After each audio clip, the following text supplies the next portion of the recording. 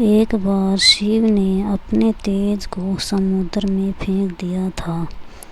उससे एक महातेजस्वी बालक ने जन्म लिया। यह बालक आगे चलकर जालंधर के नाम से पराक्रमी दैत्य राजा बना। इसकी राजधानी का नाम जालंधर नगरी था। दैत्यराज कालनेमी की कन्या वृंदा का विवाह जालंधर से हुआ। जालंधर महाराक्षस था। अपनी सत्ता के मध्य में चूर उसने माता लक्ष्मी को पाने की कामना से युद्ध किया, परंतु समुद्र से ही उत्पन्न होने के कारण माता लक्ष्मी ने उसे अपने भाई के रूप में स्वीकार किया।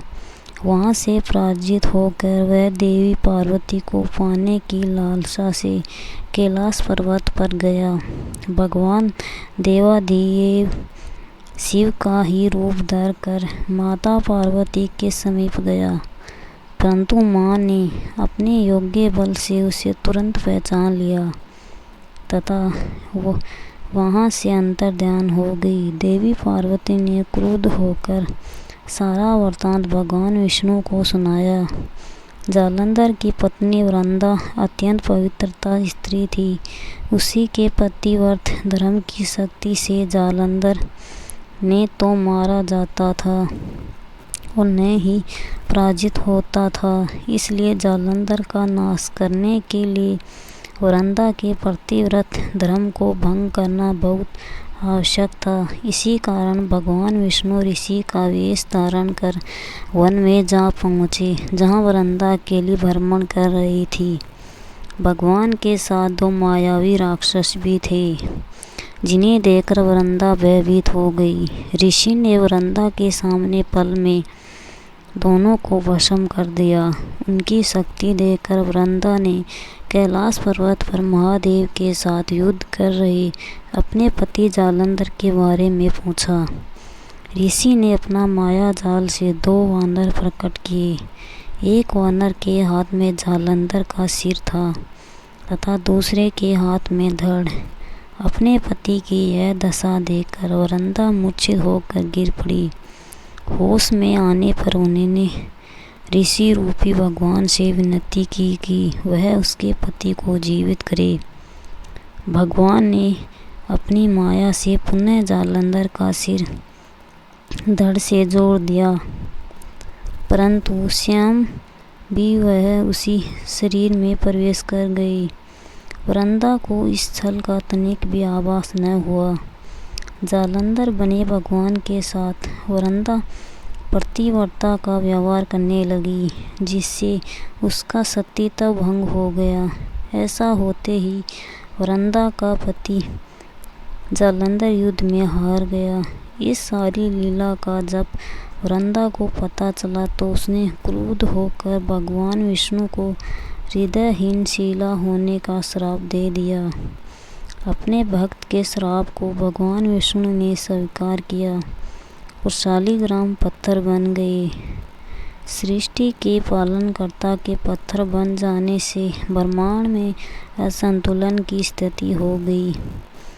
यह देखकर सभी देवी देवताओं ने वृंदा से प्रार्थना की कि वह भगवान विष्णु को श्राप मुक्त कर दे। वृंदा ने भगवान विष्णु को श्राप मुक्त कर स्वयं आत्मदाह कर लिया।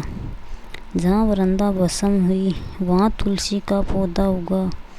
भगवान विष्णु ने वृंदा से कहा, हे वृंदा, तुम अपने सतीत्व के कारण मुझे लक्ष्मी से भी अधिक प्रिय हो गई हो।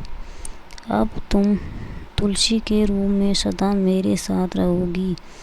तब से हर साल कार्तिक महीने के देव उठानी एकादशी का दिन तुलसी विवाह के रूप में मनाया जाता है। जो मनुष्य भी मेरे शालिग्राम रूप के साथ तुलसी का विवाह करेगा, उसे इस लोक और परलोक में विपुल यश प्राप्त होगा। उसी दैत्य जालंधर की यह भूमि जालंधर के नाम से विख्यात है।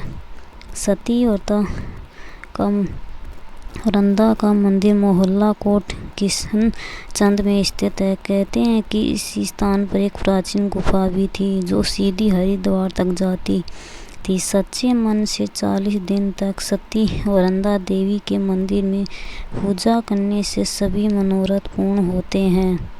जिस घर में तुलसी होती है वहाँ यम के दूत भी असमय नहीं जा सकते। मृत्यु के समय जिसके प्राण मंजर रहित तुलसी और गंगा जल मुख में रखकर निकल जाते हैं वह पापों से मुक्त होकर वैकुंठ धाम को प्राप्त होता है। जो मनुष्य तुलसी व आंवले की छाया में अपने पितरों का श्राद्ध करता है उसके पितर मोक्ष को प्राप्त हो जाते हैं।